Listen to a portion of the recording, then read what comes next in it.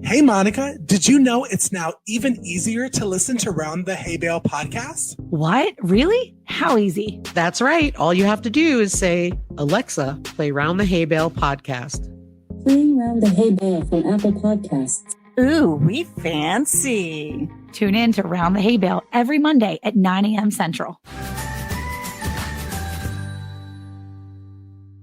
Round the Hay Bale is brought to you by... With gardening season at an end, Kelzyme certified organic products are still what your soil needs. From overwintering fruit trees to preparing your soil for spring, Kelzyme's calcium-based fertilizer gives the essential minerals they need to thrive. Applying Kelzyme to agricultural soils and water has been proven to increase plant and crop yields while making vegetables and grains healthier and more nutritious. In addition, Kelzyme can help restore the nutrient balance in animals when they are fed plants grown using Kelzyme in both soil and water. To check out all of Kelzyme's organic products, visit kelzyme.com and use the promo code HAYBALE for 10% off your purchase.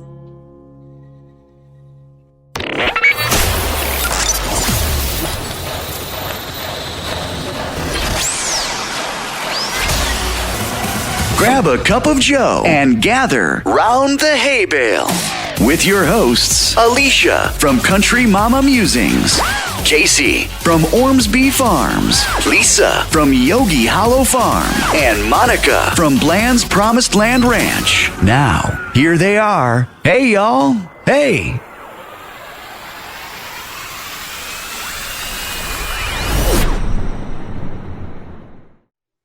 Hello, and welcome back to Round the Hay Bale. I'm Alicia. I'm Casey. I'm Lisa. And I'm Monica. On today's episode, we are talking about dealing with predators on your homestead. Now, the subjects and stories that we're going to be discussing today on the episode may require adult supervision. But before we get into the discussions, we want to thank our sponsors. This episode is brought to you by Kelzyme. Bang, bang! Insert Kelzyme ad here. Again, a huge thank you to Kelzyme. So, we have a really touchy subject here on the podcast today. Today, we're going to be talking about predators on the homestead. And everybody here among our hosts, I think we've all had issues with dealing with predators. And I think that's why we felt that this was a really important topic to discuss, because all of us have had some loss as of recently. And I know for myself, where I'm living, we've had the occasional loss due to an ermine, which is a mink, or a skunk or a raccoon, and we've had those onesie-twosie losses, a hawk, things like that. And we've lost everything from kittens to chickens to our guinea fowl. And it's hard when you have a loss to a predator like that, and you try to tighten up security around your property to secure your animals. And those onesie-twosie they're hard to take. But just this past year, we had two fox move on to foxes, fox eyes. What do I call them? Foxies. We had two foxes move on to the property here, and they were very blatantly letting us know that they were in charge. They didn't scurry around the edge of the property. They'd walk right to the middle of the property onto a slab of concrete and just sit there and stare at us. It was actually pretty scary, because that was in the middle of the day. They were very, very, they were bold in our face. But we didn't worry about it because we had our farm dog. Well, some of you may know our farm dog became ill and she passed away. And the very next day, boom, one of those foxes were after, well, both of them were after the chickens. And I had let my husband know that I was missing one of our guinea hens, and I found a big pile of feathers the next morning. And I said, the foxes are getting to the chickens now. And as I'm telling him this and saying we need to do something about these foxes and we don't know what to do, we had gone out the next day to let the chickens out, and all of the, the chickens go in at nighttime, and I shut them up into their coop, and there's so many turkeys and chickens and guineas on different levels of the roost that I don't always count them. And I had put them up the night before, and then I opened up the coop the next morning, and I was missing 15 chickens that quick. In one day, 15 chickens. And we had gone out to their run.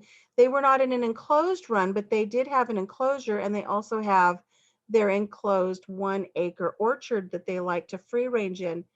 Feathers everywhere. I lost 15 birds in one day because of that box. So that was the hardest hit that we had here on the homestead. And it's something that I was sharing with my co-hosts about what a devastating loss that was. These were my laying birds. These were my pets. My chickens are my pets to me. So one thing that I've learned since dealing with these foxes is, of course, I tightened up the security, and we built a whole new chicken coop and a whole new chicken run. They don't free range anymore. So we kind of closed down the Thompson's, Thompson Farms here, Kentucky Fried Chicken outlet for their all-you-can-eat buffet. But also, I told my husband and my boys, while you're out walking around on the farm, if you see a hole for a den, you need to relieve yourself in that hole with human urine. And the foxes don't like that. And eventually they'll pack up and they'll move on. And it's been quite some time since we've seen any evidence of foxes here on the property. But I've not let my girls free range since then either. But it was a really devastating loss for our farm. What about you guys? One of the things we've dealt with foxes here, and we have a bunch of poultry as well. And one of the things that we've discussed here is, with the male urine, actually, Eric will always go around, and he will, him and the boys will go around, and they'll pee around the chicken coops or duck coops at night. But I have a tendency to have babies being born, hatched out, whatever it is. And I had purchased 18 ducklings a couple years ago, beginning of 2018. And I'll never forget, I was so proud of these ducklings. They were going to be the start of a new set of poultry here, because we had some ducklings, but they were getting older. And so I was very excited. They became teenagers very quickly. We call them teenagers because their feathers are in, but they're not quite ready to be integrated with the rest of the flock. And so we had them in our temporary, we call it like the teenager pen. And we have them in a, I believe it's an 8-foot dog run or a 10-foot dog run. It's a big dog run, and we could move it. It takes a few of us, but we move it around the pasture. And it had been in the pasture for already a week or so. The ducklings were doing great. And we woke up one morning, and it was total devastation. Ducklings had been, I call them ducklings. They were obviously that teenager stage, the in-between stage. They weren't babies, but they weren't big enough to get through the pen pieces, the wires and stuff.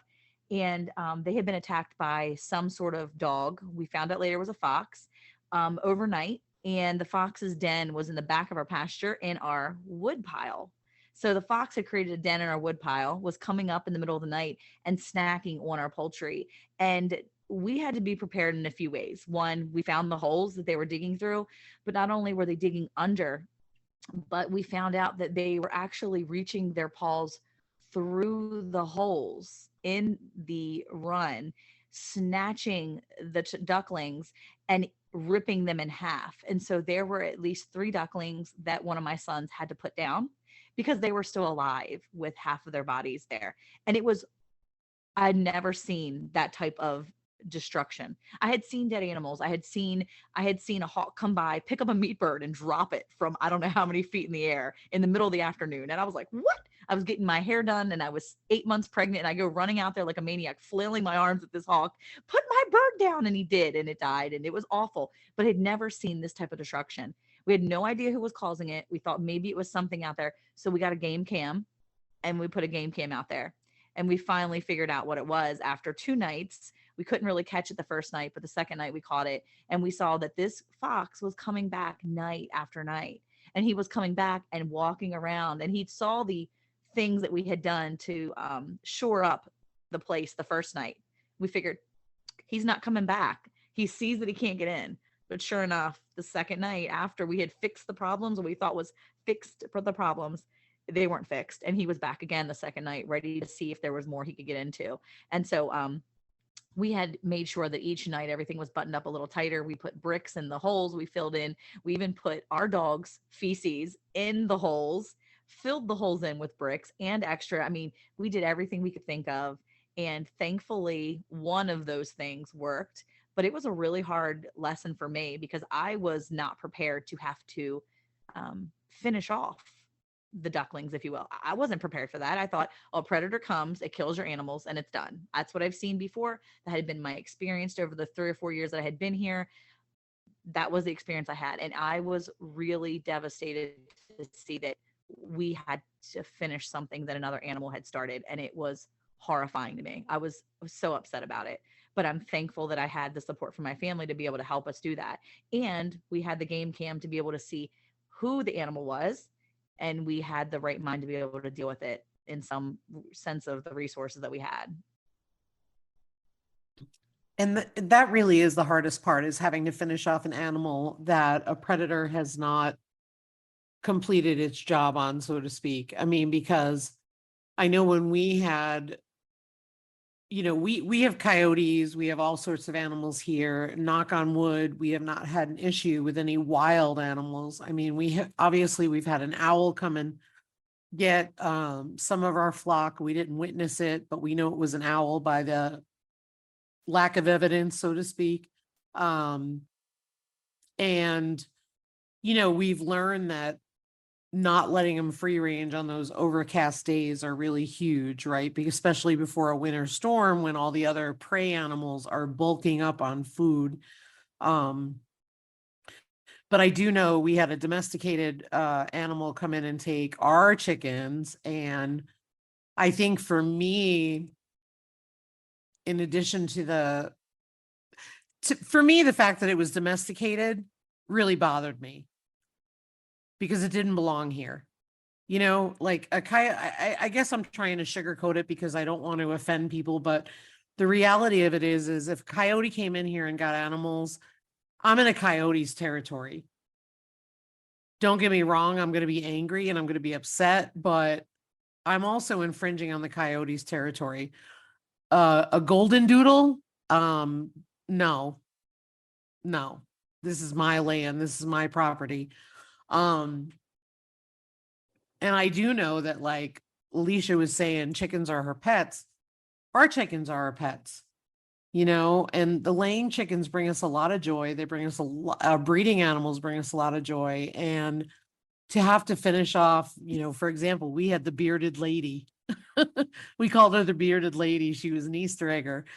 That brought a lot of tears to have to finish off what the predator did not finish, and the fact that she was so beyond repair, so injured. So I don't know. I think for me, it's, I'm a very strong believer in good fences make good neighbors. I'm all about stay on your own property. Don't infringe on anybody else. If you have a dog, you need to be responsible. I probably should leave it there.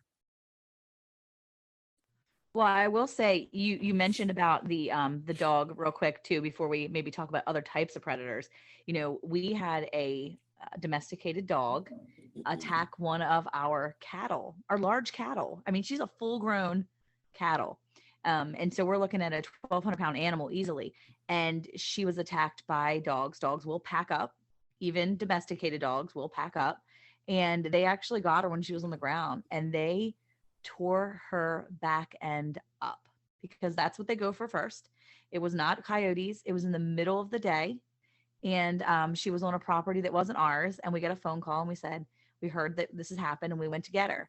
And we said, how bad is it? And they were like, it doesn't look too bad. When we got her here, we realized how bad it really was.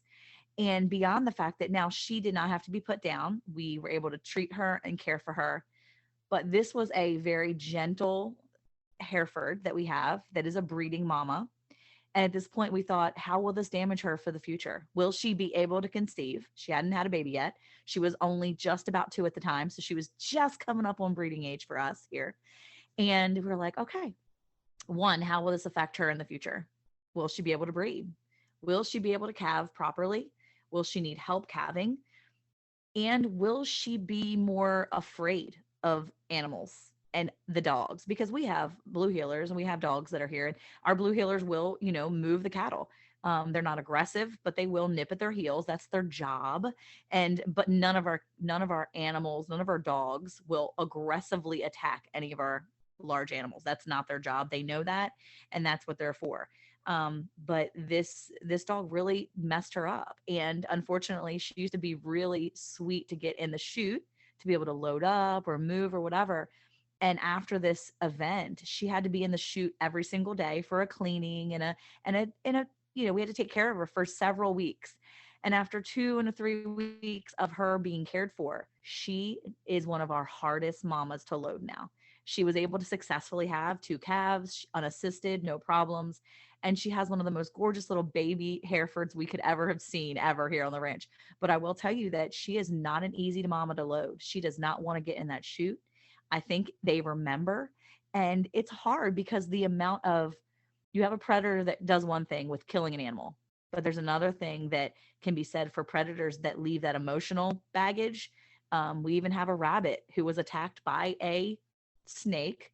She lost a few of her babies. A few of her kits were killed in this little attack that we had. And ever since then, she has growled and tried to nip, depending on when you come to put your hands in her cage, because she's scared. And you can see that emotional baggage that our meat rabbit. Yes, we grow meat rabbits, but we care very much for these animals. And you can see the emotional baggage that they carry sometimes when they have been attacked by predators. And I think that's important too, to remember that they're important, and they are, animals, and they have feelings too. They do remember things, and it's hard when they're attacked by other animals. So. And I think you raise a really good point, because we definitely, our flock has gone through 2 attacks between the owl and the dog. And definitely after the dog, there was a big change in the flock and the fact of how they, acted and reacted to us and so on. And I think that, one of the things for me is that you sit there and like for me, we came out, we saw the dog. I yelled at the dog. I didn't even see that anything happened to the chickens. My first gut reaction is, get out of here. You don't belong here. I don't want you welcome. And then when I looked over and saw the devastation and the fact that my girls had gone up onto the higher roost to avoid getting picked off, so to speak, because when a dog comes after a chicken, they literally play with it until it's just, deceased. Once it's deceased and no longer moving, the game is over for a dog. And so, sadly, one by one, this just kept happening to about 11 of ours. And I think you do see that emotional baggage in animals, post-trauma, so to speak. And it is hard because they just, you work so hard to get them handled and all that stuff. And then you sit there and you're like, what do I do now? It's, it's not like we're going to send a chicken to therapy, right? I think chickens are my therapy sometimes. Yeah. Chickens, I need them to be my therapy. It's nice to be able to go out, sit there and watch the turkeys sometimes.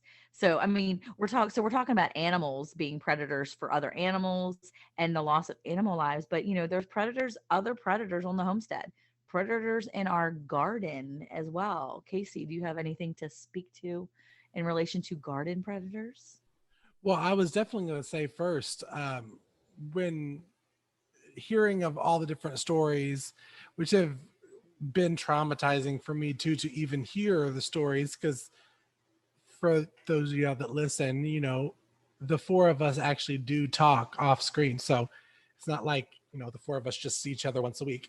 But when Monica came to see my homestead, I wanted her advice on my chicken coop and what I needed to do to make sure. Because I could ask Lisa, I could ask Alicia, but I really wanted somebody in the building looking around saying, okay, you need something there from their experience. So I was really grateful to get that from Monica, to be able to know where there could be issues or ways that animals could get in. It's really good to hear about male urine, so I don't have to run back to the house when I'm out in the garden. Just let her rip. And female. Oh, all right, mother guest. It's on. This mom is not squatting anywhere out on the farm. Yeah, my mother wouldn't either. But no, talking about predators for your garden, because we don't have animals here yet on the homestead. But we have had our first year of full harvesting. And I have noticed that we have terrible crow problems. Now, I don't know too much about crows to really talk about them or to know really what they eat. I mean, I do see them picking off armadillos on the side of the road, but they have truly almost ruined one of my pear trees. The harvest. I will say the harvest, not the actual tree. Yeah. But the thing is, when they were talking about not finishing the job with animals, that's what my crows are doing to the pears. They'll eat about a third of it. Then the bugs get into it. And on one side is beautiful. And you're like, oh, great, I have a pear to harvest. And then you pull it down and you have all those little black gnat things in your hand from the other side where all the crows have eaten away. And what do? I mean, do you be a complete novice and put out a scarecrow thinking that's going to work? Or will the scarecrow actually give the crows a place to sit while they're in between lunch and dinner? I mean, I don't know. I mean, what do y'all think? Like, do y'all have crow issues where y'all are? No, I don't have crow issues. I have deer issues. We have does that give birth on the back part of the property, and they will eat everything if it's not fenced in. So everything has to be fenced in. They are frequently licking out pig bowls. If there's any smell left, any spilled feed. They ate my sunflowers this year. All of my blooms were eaten by deer. So for us, everything has to be fenced in. We have also had marmots been an issue here. They are in and out of the feed barn. And then they magically disappeared. So, you know, other we than have deer that, problems too. yeah, I mean, and everything has to be fenced off for deer. I mean, I have to put my hay in a horse trailer to keep it safe. Okay, so I have heard that the hanging of the CDs, nobody uses CDs anymore. Have you ever tried hanging CDs around off the trees to deflect, for whatever reason that works, supposedly? Aluminum plates, CDs, something for that light, I guess, is what I heard, will prevent crows from coming there. I also have heard that if you get a realistic looking crow and you and you hang it by its feet, it's almost like you're threatening it with its dead friend, but it's not really dead. But you basically want to scare it away by saying, "You see this? This is Bobby. He's gone. Here's Uncle Bobby for you. Come grab these pears again." What'd you say? And that's very, very true, because I mean, if you think about it, a lot of ants, I think it's I can't remember off the top of my head, but like ants and flies, they send out a pheromone. Uh-huh. So if you kill one, they all start to know it's coming, and they're like, "Whoa, back off." So that's why when you get that fly swatter, right? You get one, but then the rest are gone. Yeah. I think you may try that. You may have to try that, Casey, putting some old CDs up from the days in the early 2000s. Monica, I don't even know if I still have CDs. I'm sure you got something back in the old place. You gotta go digging your stuff. Time to hit the thrift stores, get some old CDs, hang them up in your tree with fishing line. There you go. Go to, I don't know if I'm allowed to even say the name of the store. Go to the store where it costs, like 100 pennies for each item. And now it's 125 pennies because I was gonna say 125 pennies. Yeah. So go to something like that, and they have all of the different types of garlands that have the tinsel and everything, the different colors, silver, gold tinsel. You can hang those up, in your branches of your trees, decorate it, be bougie with it. And that'll probably shimmer in the sun and keep them out. I know that my friend who lives about 4 miles from me, she's got a really nice big farm, beautiful garden. She hangs lines of like filament fishing line, and then she puts tinsel on it, and so the tinsel will catch the light of the sun as it flickers, and it keeps the birds out of her garden. So something to consider for that. I'm going to be That's a good stopping idea. into that store that cost 125 pennies Yeah, and getting all the different color garland. I may change it per season, there you go. But I'll tell you, we have some deer Well, issues too, Lisa. And the deer are so bold that on a previous episode, Monica mentioned my black plastic in my garden. They like to relieve themselves right by the plant where they were eating. Like, oh, by the way, thanks for your tomato, Mr. Ormsby Farm. Here's a little deer turd for you to step in. So yeah, that's why I read, and I don't know if this is true, because you can't believe everything you read on the internet, but here in the small town where we live, we're a big hunting town. It's they make their money off of hunting season. But I read that if an animal such as a deer is on your property and is a nuisance to your property, you can shoot it without getting the repercussions of killing a deer off that season. Don't know if that's true, but I read it that if it's a nuisance, you get a good shot, pew, pew, pew kind of thing. I would advise you to always check your rules in your area, because you do not want to have a game warden coming out to your property. My kids watch the game warden thing on TV, on that show on TV. They be knowing people. They're like, the game warden's going to come get you, mom, if you do something wrong. I'm like, I ain't going to do nothing wrong.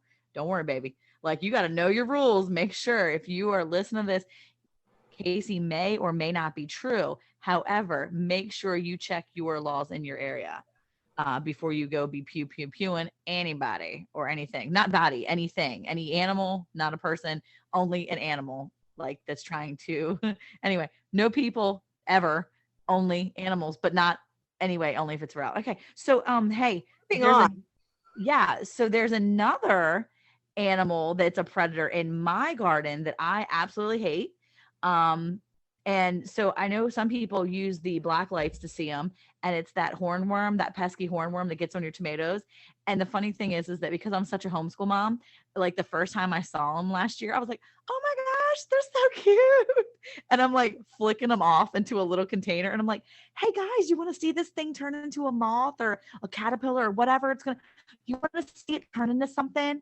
And so like we hatched it, we fed it, we were watching it. I was like, ew, that's weird.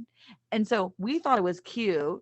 Now I flick them off into a bowl of water with bubbles and soap, and I don't care. Or I flick them into a bucket and then I throw them to the chickens, because recycle.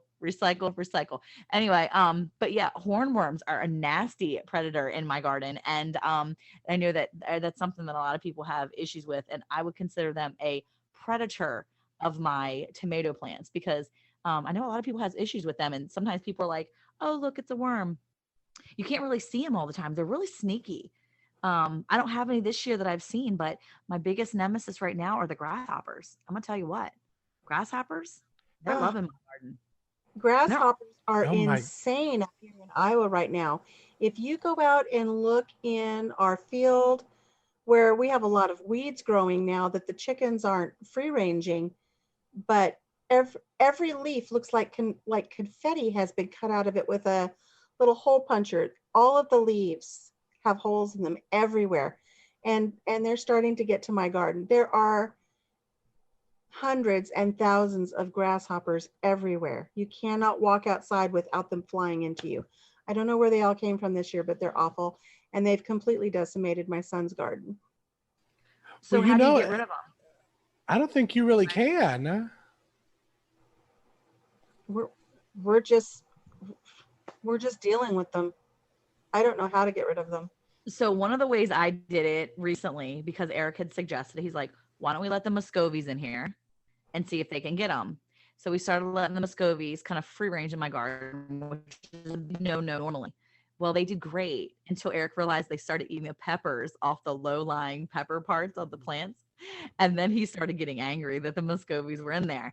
And then we realized that when we left the pen open for the Muscovies for the Muscovies to get into my garden, the turkeys started getting in there. And then they were inviting their friends, all the egg laying chickens, and then the rest of the ducks. So we had like a big poultry party in my garden a couple days in a row. But I will say that the grasshopper population very heavily decreased. It was like, and they were popping in my face so much, and they started to really go boop, and they started to kind of go down. Now, I have heard besides that you could sprinkle flour on your plants, like actual, like, all-purpose flour, and you can actually put it on your plants, and the grasshoppers may try to consume it, and it's bad for them, and they won't do it. But that's something that, do you really want to waste flour on that trick, or do you want to try it, or what?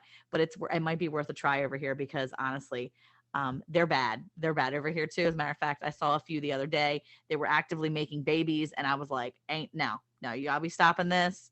This is not X-rated garden. So I picked them up and threw them into my neighbor's yard.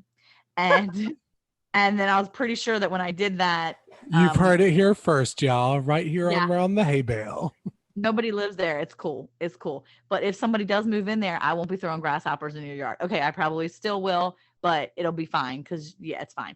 Anyway, I tossed them, and then I noticed as I turned around, there were like 5 more crickets on like the next plant. I was like, y'all need to stop. But yeah, they're yeah. It's a lot going on in the garden right now with the grasshoppers. They're so bad. But I'm thinking about trying the flower trick. So if anybody out there has some good grasshopper tricks, then let us know. Yeah, I may try the flower too, because we're getting bad grasshoppers in the garden. And when we went to our feed store, we were asking about grasshoppers, and we're having a terrible problem with fire ants this year. I don't know. I have never, ever in my life seen the population of ants that we have here at Ormsby Farms. Like, we're like an ant motel. And I did read that certain ants are good for not germination, but pollination in your garden. And they did. They helped out a lot. But when you're nowhere near my garden and you're all over, I'm just like, how do we get rid of them? But the feed store was saying that everybody is coming in to try to get rid of the ants this year and grasshoppers. And this is like the first year in a while that they have been as bad as they are. I don't know if it's because of as much water as we've had in Georgia. I know y'all haven't, but as much water as we've had early spring, summer. We've had a lot, but the grasshoppers, they are not your friend. This is not Pinocchio. I will say that, yeah, I don't want no Jiminy Cricket up in here. I will say that the first year we moved here, it had been a really drought season, a lot of drought here in Texas. And I had never seen so many grasshoppers in my entire life. And that was undisturbed soil. And I had heard that tilling will help with the population. So if you till, it disturbs the egg clutches, it disturbs all the nest area, and you won't have as many. Well, I sure enough till my garden. Okay, I'm not a no-till gal. I till my garden. I do it. I admit it's something I do every year. I do it several times a year when I'm planting new stuff. I am a tiller. Okay. That's my name, Monica, the tiller. Anyway, the thing is that it didn't help because they're still at it this year and they're like full on. So I have no clue what's doing the grasshoppers this year, but if anybody out there has any help for me, let us know. Now I will say, I know how to get rid of fire ants. Lisa, what were you going to say? Have you used diatomaceous earth for the No. grasshoppers? No. I have. Yeah, we got flea beetles on our broccoli and our other brassicas, and we just dusted them. Yeah, I haven't. You tried it, Casey, and it didn't work? It's not like they're gone. They're not as no. Yeah, it didn't work. I was trying to make a positive out of that one. It didn't work in Georgia. No. Mm-mm. Sure didn't. Yeah, so I don't know. I'm trying to keep it natural. Yeah, and I was the same, especially when I started gardening in the big range. I bought all the stuff that the big YouTube channels push: the diatomaceous earth, the neem oil, the sow suds, all of it. Because I even tried on a regiment of saying, okay, Monday, Wednesday, Friday is when I'm going to do the sow suds. Every other Monday will be neem oil to try to prevent these predators on the homestead, but that's still not even helping. Even with the hornworms, it's still, they're like, ha ha, What about waste vinegar? of money. Yeah, vinegar might be an option. I'll have to try that. I know vinegar is also good for I mean, predators, snakes. yeah, but I wonder, will vinegar hurt your plants? Will it hurt your plants in any way if you sprinkle it on the tomatoes itself?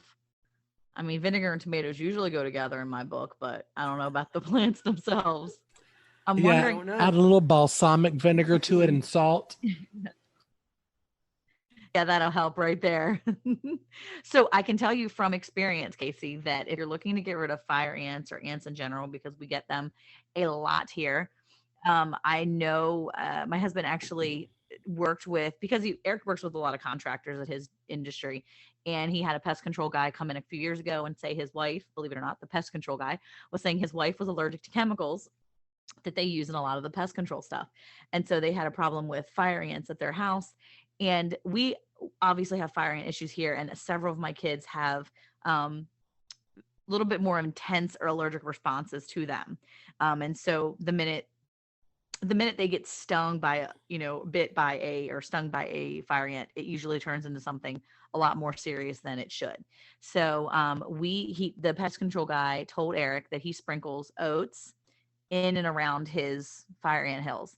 And what'll happen is that the ants try to take the oats back to the den. They try to feed the oats, and then they will start to, eat the oats, and the oats are undigestible.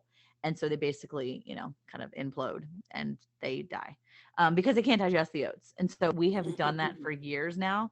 And I will tell you from experience that it really works.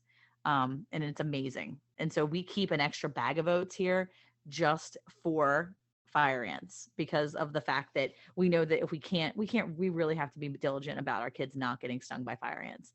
So we keep them around and we sprinkle them as crazily as I sprinkle, seeds in my garden.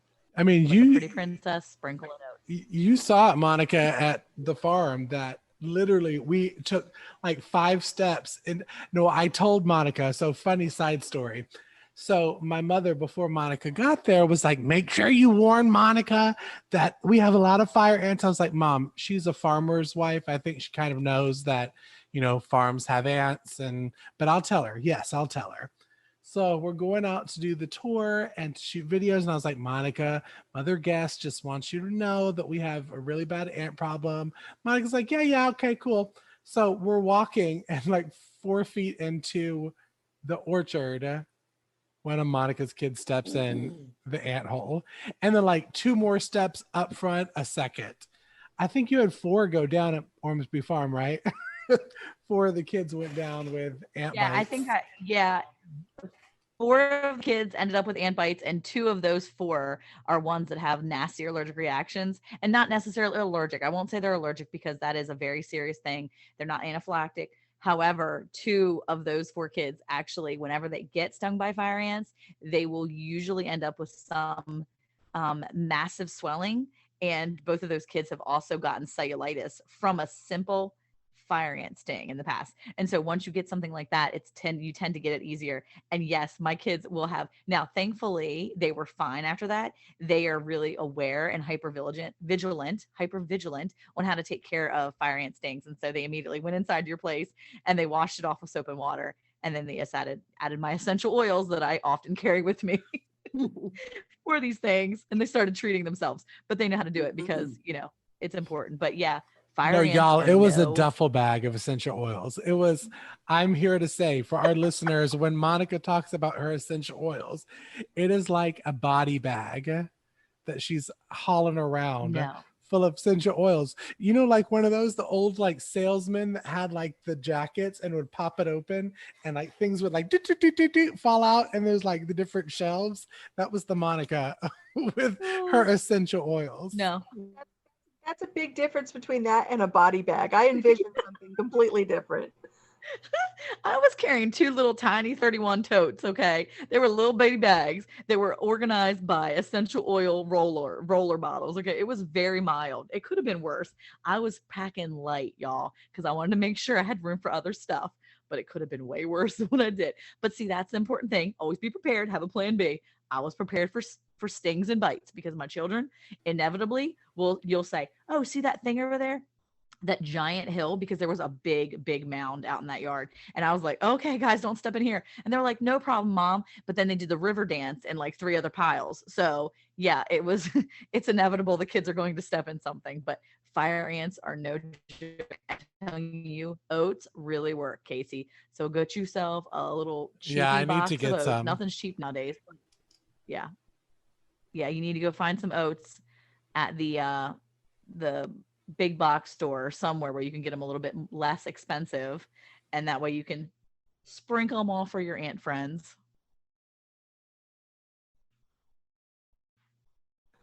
I'm sure you can find some oats at the 125 penny store.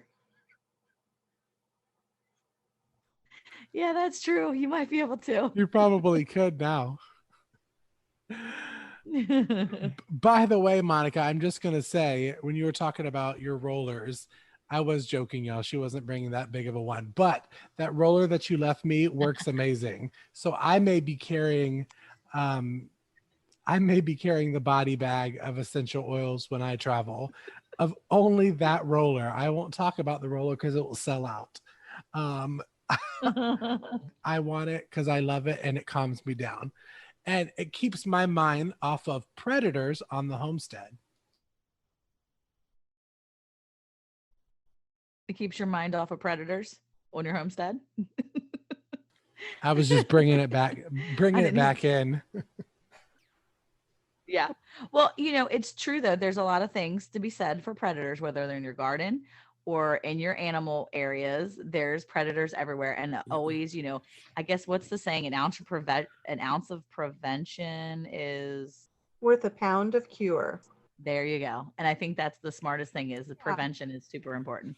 And speaking of prevention, one of the things that we did here, and I still have some footage to try to put a video together for this, is when we decided that for the safety of our flock, and we had that responsibility to protect them, I had to give up the dream of letting them free range. I truly enjoyed my chickens walking around the farm. They would come up on the front deck. Sometimes they would even try to just get right to the edge of the door and maybe come into the house. They were very entertaining, and I really loved having the free range availability for them.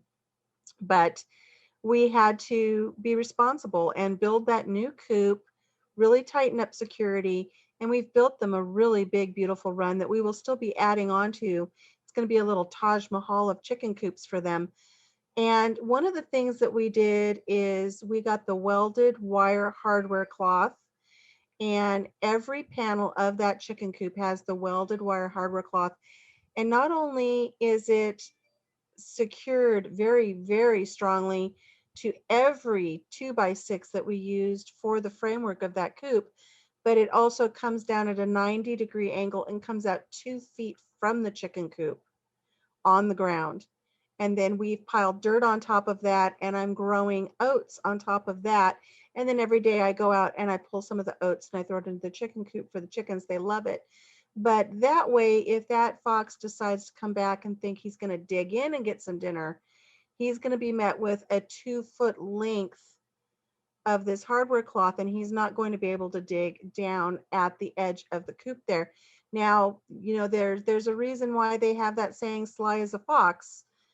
Hopefully he won't realize that he can go 2 feet out from the chicken coop and start digging and then tunnel under.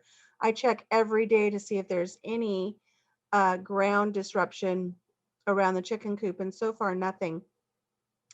The other thing that we've done is, because we have had an issue with raccoons in the past, is anything that is locked is double locked. And I also have the little clip hasp so that those little guys, even though they have opposable thumbs and they can work miracles with things, I've got locks and the carabiner locks and everything as a double backup so that they cannot open doors, twist locks, turn levers, anything like that, because I want to make sure that they can't open things and get into my chickens as well. We also have ventilation holes in the actual chicken coop itself. And on the inside, we've attached hardware cloth to that to keep rats out, because rats can do just as much damage to a flock as a raccoon or a snake. So those are just, those were some hard lessons for us to learn. But like I said, we have to have a responsibility to those animals to provide them with that protection. And like we had to let go a little bit of that dream for their protection, but it's worth it. Yeah, I've gone back and forth on I wanted to free range my chickens. And then after hearing about all three of y'all's stories of that, I've had to reel myself back in, and was talking to Monica about it when we were walking the chicken coop, that I probably am going to copycat off of you, friend, because it's beautiful what you and Papa Jim built. I think it's absolutely gorgeous, to extend so they would have an outside run. Because I'm like, I don't want them to be cooped up in the coop, all day. Even though when I say cooped up in the coop, my chicken coop is ginormous, so it's like they wouldn't be really cooped in. They'd have the area size of Texas to do their chicken thing. But I mean, it's good to learn from your homesteading friends, and does kind of suck to take away the dream of that they won't be able to walk over to my front porch or to my back porch and chill and hang out. But you got to take care of your animals, your babies. You're mad about, you're a little sad about the fact they won't be able to go to the front porch or whatever, but you're also saving yourself a heartache and poop on the porch, because that's usually chickens. Because Lisa knows. But I will say, we spoke about that in our last episode about, having a plan B and things kind of throwing a wrench in our things that happen. But, Alicia had all these things happen, and it kind of threw a wrench in her plans. Her plans were for them to be free range. And that's, always a nice thing to have your animals free range and live that life. But not everybody can live that life, and not all animals can do that because of the other bad dudes out there. I mean, you pivot and you make other plans, and you do what's best for your homestead, you do what's best for your farm, and what's best for you, because you're in charge of your animals, you're in charge of your garden, you're in charge of your space, and you do what's best for your space. So it would be foolish for us to say, well, Casey, the crows are eating your pears, you should tear down the pear tree. I mean, that would be silly. I mean, some people would probably get so angry that they would chop down the pear tree, but that would be nonsense. And some people might get so angry they get rid of there's foxes eating all my stuff, I'm just going to get rid of all my poultry altogether. Well, that's just silly. You can't live your life like that. If you want to be a homesteader, you're going to have to deal with certain things, and there's going to be predators of some sort. I always used to say my chickens are living their best life. And then when you see their life cut short, it's like, are they really living their best life? And so you have to make those sacrifices and do what you have to do for their security. And that's why we've invested a pretty penny, more than 125 of them, I assure you, into building this new chicken run for them. And we'll be adding more to it. Like I said, it's going to be quite the thing once we're done. Construction was going very well. Papa Jim fell off the roof. So it came to a screeching halt, but they still have a very nice run, and we'll continue adding on to it next spring. Yeah, I mean, we've made changes where they only free range while we're home and while we're outside usually. It's still not fail proof. It isn't, but that's what we've chosen to do, is let them out when we feel it seems safe, and when we feel it's not, they get called back in and they come running back in and they go in the coop, Well, Lisa, I know that I believe all of you know that when we were having the issue with the fox, we were actually out there building the new chicken run, and I was sitting 10 foot from our potbelly pig. His name is Sir Oreo Pigglesworth III, and he was just hanging out with me in the orchard. And all of a sudden I heard a ruckus, and that fox 10 feet from me had snuck up behind the pig and grabbed one of our turkeys and tried running off with a full-grown turkey in its mouth. Now, luckily, I have the availability to scream like a banshee. And when I did, it dropped the turkey and ran off. But that's just how bold this fox was 10 feet away in broad daylight. And so we can't even trust ourselves to have the luxury that you're so wonderful that you're able to do that with your chickens still. And I have to admit, I'm, what is the saying? Once bitten, twice shy.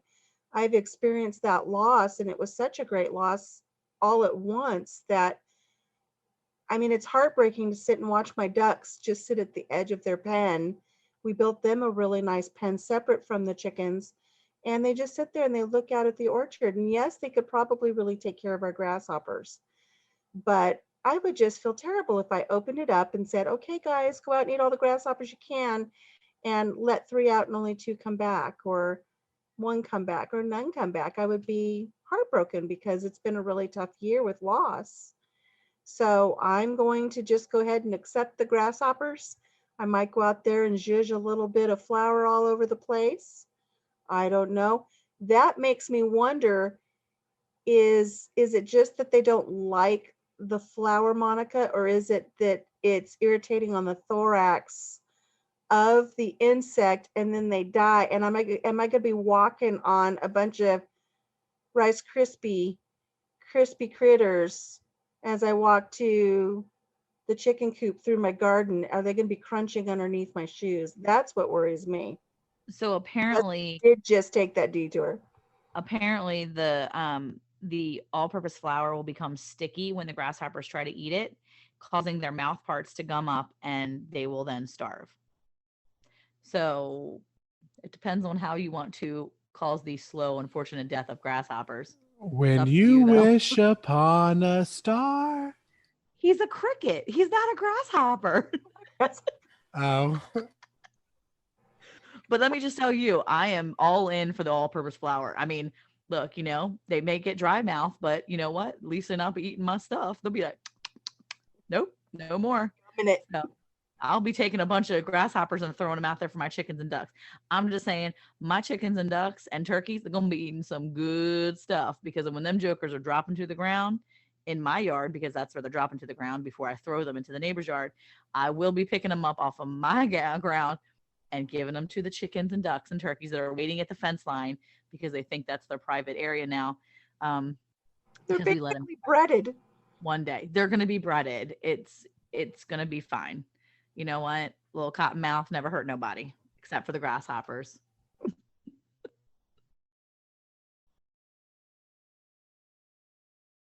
It's late. We're getting punchy, friends. We're getting punchy. But you got to think of different ways to handle it though too. Look, we've had predators come into our yard in the middle of the afternoon, and the kids see them and they're like, I'll never forget, when I say it was about 2 years ago, my kids were like, hey mom, there's a skunk in the yard. I'm like, yeah, dude, I can smell it. I smelled somebody and they were like, no mom, the skunk is in the yard. It's in the water bowl. And I'm like, excuse me, what? It was sitting in one of the water bowls. We have these plastic, the rubber water bowls that are a little bit deep. He had put himself in the water bowl and he was taking a little bitty bath. I guess it was warm, whatever he was doing, but something was wrong with this dude. He was looking a little cross-eyed, looking a little wrong. And he just laid out in this water bowl. If he could have had his arms wrapped around it like it was a jacuzzi, he would have, but something was wrong with him. So I was like, we should handle this. Go get your father. So we went and we got Eric, and he took care of the sickly animal. But sometimes predators get sick on their own and then they show up. And if you have animals that are meant to come out at night and they're showing up in the daytime, sometimes you need to help them out by getting rid of them. And I'm not telling you to do anything you don't want to do, but what I'm saying is that sometimes they can they could be a detriment to not just your poultry or your other animals. They could be a detriment to your pet animals. If my dogs would have got a hold of that and it was sick, that could have been really bad. So we had to make sure we put this little outer, this little guy that was just hanging out in the bucket, we had to put him out of his misery because, you know, predators be losing their mind around here sometimes. So that's, you know, something to keep in mind too. My dog got a hold of the skunk that came to visit us, and then the other dog got a hold of it the next day, and they didn't hurt it, but it sure did put the stink on them. I'm so Yeah. glad I had some tomato juice handy. Yeah, we keep that kind of stuff around here too because our blue healers, namely the one girl, she's dumb as dirt and she likes to chase skunks. I don't think she realizes they're skunks until she gets a hold of them, and then she comes back and our entire back of our house smells like her and the stinky skunk. So yeah, we keep a lot of skunk off around here and it works like a charm. Let me tell you, I'm so glad that I have Destiny, because we were sitting on the front porch one night and I was excited because I saw my first live armadillo, not the dead ones on the side of the street, but somehow one got in and it's a little like fat waddle across my 9 acres of the front. And Destiny, which for those who are listening is my dog, my diva dog, is sitting on the front porch looking at me like, what is that? And why you got me out here with this thing? I am not chasing that. I was like, stay, Destiny. And she's looking, she's like, I'm not going nowhere. You ain't gonna tell me to stay. So I'm glad that my dog doesn't want to chase everything that it sees in the front yard. She'd probably look at a skunk and be like, oh, nah, I'm going back inside on that one. Have fun, Dad. Have fun with the skunk. I don't think armadillos are a predator issue. I think you're safe there. I may be wrong.